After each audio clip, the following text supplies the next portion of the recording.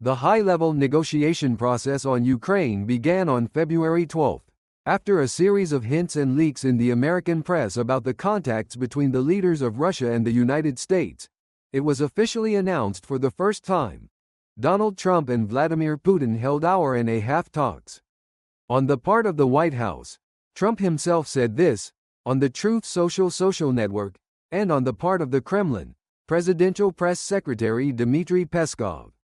The communication took place exactly 3 years after the last official conversation between Putin and the then-US President, Democrat Joe Biden. It also discussed issues of long-term legally established guarantees of the security of the Russian Federation.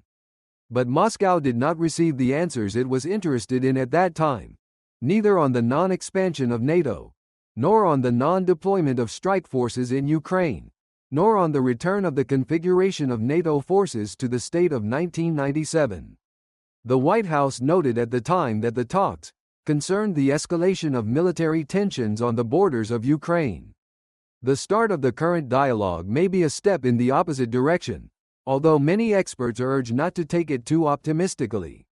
According to Trump, the conversation was lengthy and extremely productive. We discussed Ukraine, the Middle East, energy, artificial intelligence, the strength of the dollar, and various other topics, Trump said. We both remembered the great history of our nations and the fact that during World War II we fought together and achieved outstanding success, remembering that Russia lost tens of millions of people, and we, in turn, also lost a lot.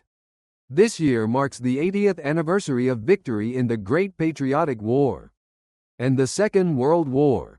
No one announced Trump's invitation to the anniversary events. George W. Bush was in Moscow on May 9, 2005, but the leaders of the countries agreed on mutual visits to each other, the American president assured.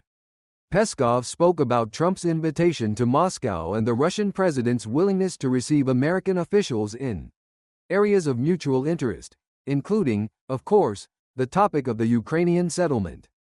Putin and Trump also agreed to continue personal contacts, including arranging a personal meeting, Peskov said. According to Trump, both agreed to stop the deaths in the conflict between Russia and Ukraine. According to Peskov, the leaders of Russia and the United States discussed issues of the Middle East settlement, the Iranian nuclear program, as well as bilateral economic relations. Putin, for his part, also mentioned the need to eliminate the root causes of the conflict and agreed with Trump that a long-term settlement could be achieved through peaceful negotiations, Peskov added. Trump also spoke about the leader's instructions to his aides to start negotiations immediately. The first step here was his call to the president of Ukraine, Vladimir Zelensky. Such a conversation was confirmed in Kiev. Interestingly, Trump instructed Secretary of State Marco Rubio, CIA Director John Ratcliffe, National Security Advisor Michael Waltz and Special Representative for the Middle East Steve Witkoff, who visited Moscow the day before, to conduct further negotiations with Russia. At the same time, he did not mention his Special Representative for Ukraine and Russia, Keith Kellogg. The White House and the Kremlin did not say who initiated the call. Vedomosti sent a clarifying question to Peskov and the Foreign Ministry. But this is a positive signal, as speculation about negotiations has finally moved off the ground and transformed into concrete actions, says Pavel Koshkin, senior researcher at the Institute of the USA and Canada of the Russian Academy of Sciences. At the same time, the expert believes that for now it is worth treating the call with moderate optimism. First of all, this is Trump's response and gratitude for the prisoner exchange, which for the American president, in fact, became a gift from Putin that could bring domestic political points, the American expert believes. The reference to the dialogue with Zelensky in Trump's post about the conversation with Putin could be an attempt to bring the leaders of Russia and Ukraine to the negotiating table, and, if the plan is successfully implemented, to hang a medal of the peacemaker. But, as Koshkin believes, a meeting between Putin and Trump could hypothetically take place. It is possible that in the near future, after the upcoming Munich Security Conference, Prisoner exchange. Trump did publicly thank Putin for Russia's release on February 11 of Mark Vogel, a 63-year-old teacher at an Anglo-American school in Moscow, who was sentenced in Russia for drug smuggling. I believe that these efforts will lead to a successful end to the conflict, and hopefully in the near future, concluded Trump. Peskov said that the United States would soon release a certain Russian citizen. He did not confirm or deny the information from RT and Reuters that he was talking about Alexander Vinnik, who was arrested in the United States in 2017 and charged with laundering BTC through the cryptocurrency exchange. His lawyer Arkady Buk told Vedomosti that his client was indeed not in prison right now, but urged him not to speculate on the topic yet. Vinnik pleaded guilty in May 2024, but the verdict has not yet been pronounced.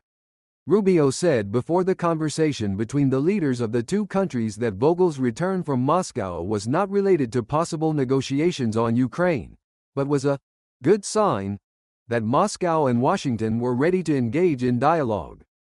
In addition, later on the evening of February 12, the New York Post, citing the White House, reported that the Belarusian side had released at least one US citizen.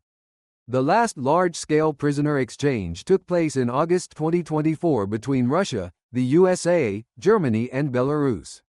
Witkoff, who is considered one of Trump's closest advisors, said on February 12 that Russia's release of Vogel could be a signal of what the Trump-Putin working relationship would be like. Vogel's release was critically important, and the Russians were very helpful in this process, showing their willingness to cooperate, Witkoff said. Previously, it was believed that his powers were limited to the Middle East. In January, he participated in the conclusion of a truce in the Gaza Strip and the hostage exchange between the Palestinian radical group Hamas and Israel. Who is Witkoff? Witkoff was born in 1957 to a Jewish family in New York City. He graduated from Hofstra University in 1980 and from the Hofstra University School of Law in 1983. He started his career in real estate. According to Forbes, his fortune is about $1 billion. Witkoff met Trump in 1983, when he was a client of the law firm Dreyer Traub, where he worked. During Trump's first presidential term, 2017 to 2021, Witkoff did not hold official positions, but in 2020 he joined a group of businessmen created by Trump to combat the economic challenges of the pandemic. Witkoff and Trump have common hobbies. In September 2024, NBC News reported that they often played golf together.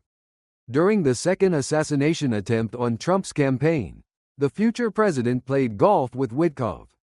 The night's interlocutors claim that Witkoff's role in Ukraine is broader than the release of prisoners. The expansion of Trump's advisors' powers occurred a few weeks ago. Earlier, the Daily Telegraph reported on the decision of the US administration to suspend the preparation of a settlement plan in Ukraine in order to discuss its possible terms with NATO allies in Europe. Presumably, Kellogg will hold consultations at the Munich Security Conference on February 14 to 16. The prisoner exchanges, although they can be seen as a positive signal for bilateral relations, are hardly genuine progress in real negotiations, says Dmitry Novikov, head of the HSE Laboratory of Political Geography and Modern Geopolitics.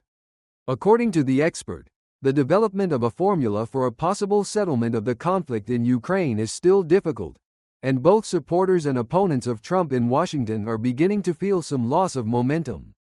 Trump's opponents in Congress and the media are gradually building their criticism on the fact that he cannot achieve the goal within the promised time frame.